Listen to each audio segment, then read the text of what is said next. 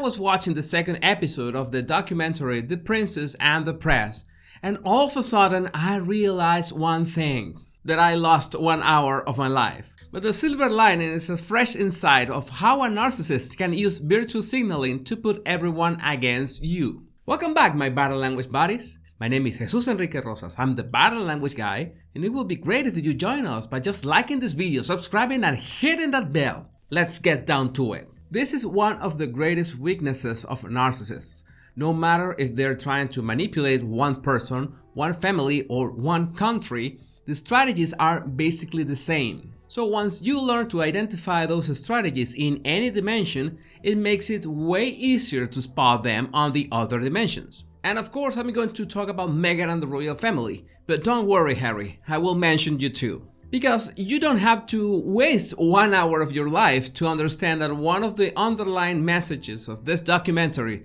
is that Meghan used a double bind, which is a narcissistic tool of manipulation to put the public opinion against the royal family. But what is a double bind in this case, and how did Meghan apply it? Well, with the magic of virtue signaling, because if you did watch the first episode of this documentary, you'll remember how Meghan was introduced for the first time in the narrative. Distinguished ladies and gentlemen, I am tremendously honored to be UN Women's Advocate for Political Participation and Leadership. I am proud to be a woman and a feminist. You know how they say, first impressions matter. And it was absolutely on purpose that for the first 20 minutes of that first episode, there were exactly 0 images of Meghan Markle.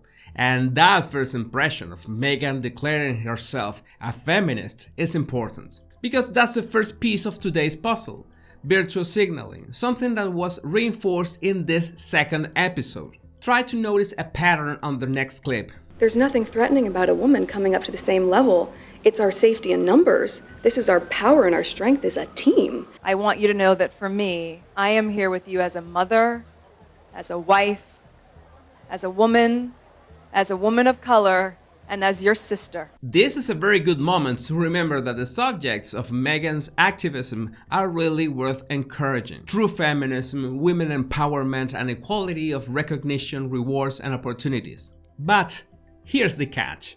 If you're part of the royal family, or before you're part of the royal family, you should be aware that there are certain rules. Specifically, rules of diplomacy and communication protocols. Meghan claims that she did not know anything about any of these rules, and we still don't understand why Harry himself didn't brief her into it. Maybe that day he was too busy buying another grey suit. But these rules of communication are a very delicate balancing act, and whatever Meghan might want to amplify, it will have to be within these communication protocols. And at some point it looked like Meghan understood the rules of the game, especially at that Royal Foundation conference. So Meghan apparently had the intention of her activism with women and girls.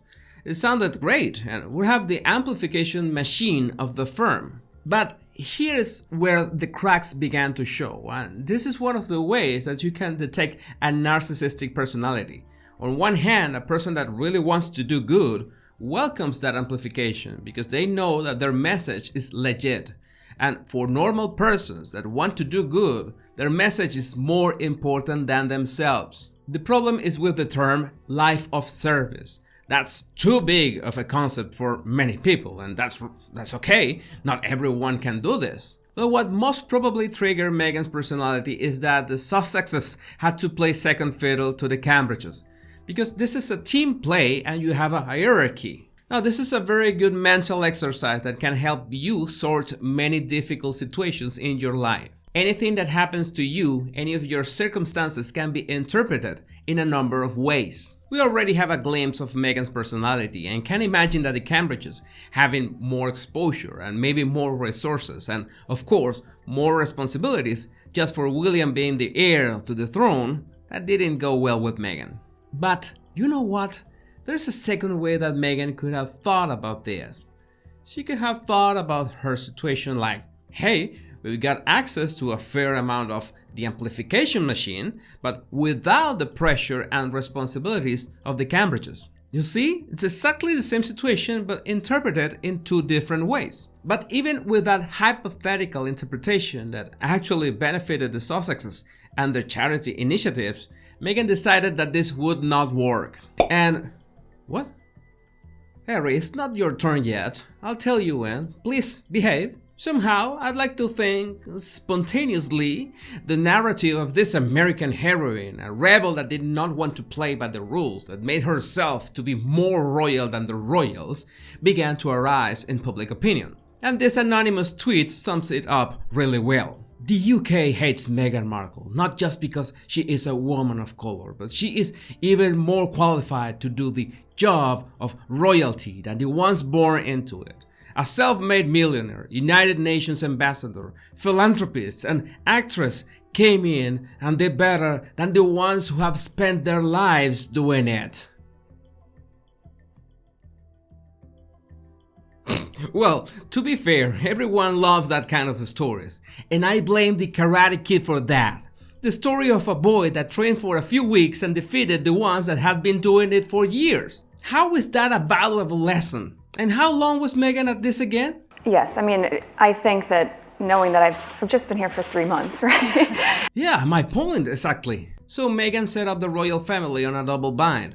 That is a situation where you have two options, but both outcomes are bad for you. On one hand, if the firm tried to enforce the rules of engagement on Meghan, then easily the public opinion would backfire with all kinds of allegations, that she's been censored or rejected or anything. But I guess the public opinion did not really care about her, so she had to say it herself on Oprah. Well, it could have been worse. It could have been on Dr. Phil. And the second option would have been to let Meghan do as she pleases.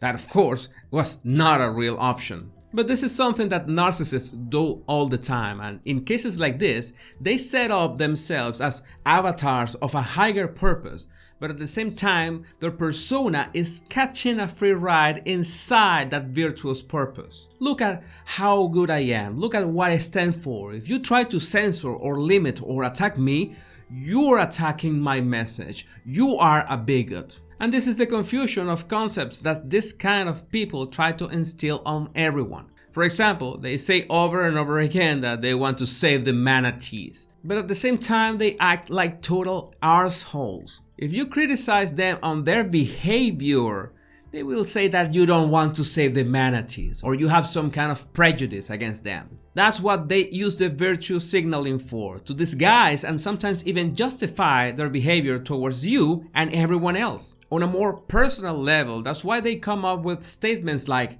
"How can you attack me like this if everything I do is for us?" I cannot stress this enough. One thing is the intention and a totally different one is behavior. No behavior can be justified by intentions. Now, talking about Harry, what baffles me is that he complains about being trapped, but never made the decision to get out. If he hated his royal duties so much, he could have said back in 2015, "Hey, you know what? I'm out on my own." Instead, Brexit was the perfect ticket out, with a very convenient cloak of victimhood. If you want to refine your observation skills, all you have to do is download my 100 body language tips right in the description of this video. My name is Jesus Enrique Rosas and it will always be a pleasure, my body language buddies. Much love and bliss.